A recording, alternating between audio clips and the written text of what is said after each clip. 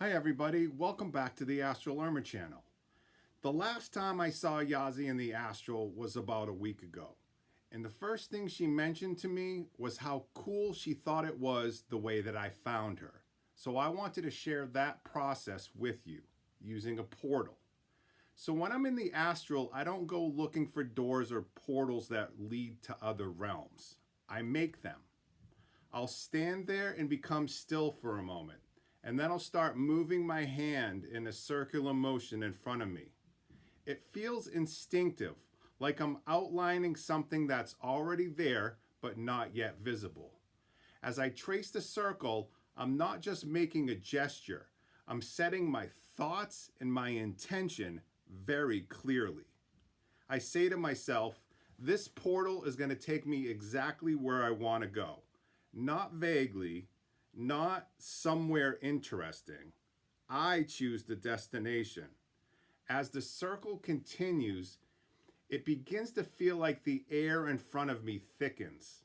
Then it stabilizes and becomes a vortex. At some point, I know that it's ready, and I don't hesitate, and sometimes I jump into it before it's ready. And I'll get into that in a second. But I jump into it head first, straight into it. Sometimes the transition is immediate. One moment I'm in one environment, and the next moment I'm fully somewhere else. No tunnel, no sense of movement, no in between, just instant relocation. But other times it doesn't behave like that. Instead of collapsing into a clean shift, the portal stretches.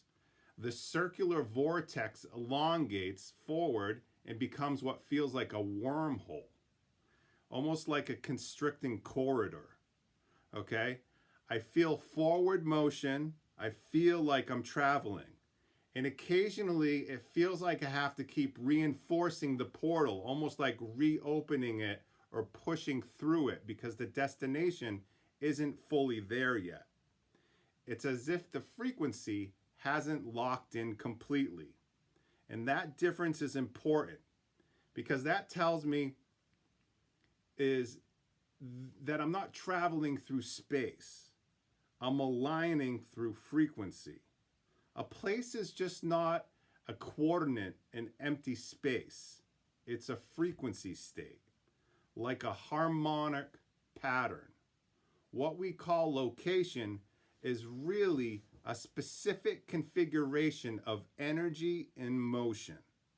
Everything in reality is constantly shifting because even the smallest change alters the energetic balance of the whole. A grain of sand moves and the harmonic structure adjusts around it. Nothing is frozen. A place is a living equation. A portal is not a hole punched into space. It's what happens when two frequency states become identical. When the harmonic configuration of one location, me, equals the harmonic configuration of another, where I want to go, even for a moment, they are the same place. There is no distance between identical frequencies. The separation collapses. This is why sometimes my shift is instant. The frequency match is clean. The alignment is exact. There's no gradient. I jump and I'm there.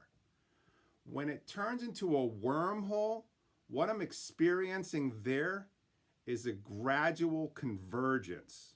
The frequency I'm in and the frequency I'm targeting are not yet identical. Instead of snapping into equivalence, there is a harmonic gradient. My awareness interprets that gradient as movement. The mind translates frequency mathematics into a spatial metaphor. So it feels like I'm traveling forward through a tunnel. The clearer the intention, the shorter the corridor. Okay? The more distraction, emotional turbulence, or instability in my focus, the more progressive the convergence feels. The wormhole is not distance. It is alignment in progress. This becomes even more obvious when I portal to a specific person, like I did with Yazi.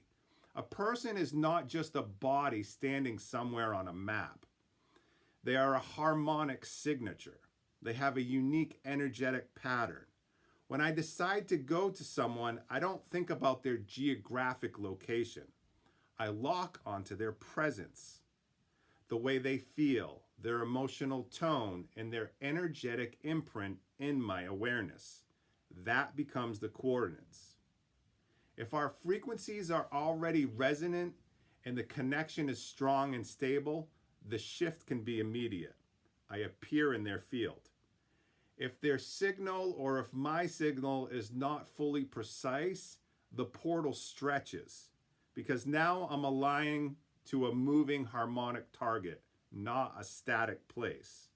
So I don't target geography. I tried doing that before and it doesn't work very well. I'm targeting their energetic identity. And this same principle applies beyond the astral. Natural portals operate on harmonic equivalence. Every location in the universe has a frequency signature because everything is in motion.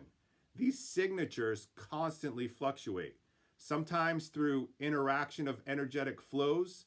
Two locations temporarily become mathematically identical.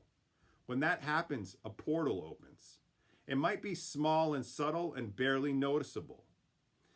There are, however, powerful harmonic areas where energetic flows concentrate, like planetary nodes.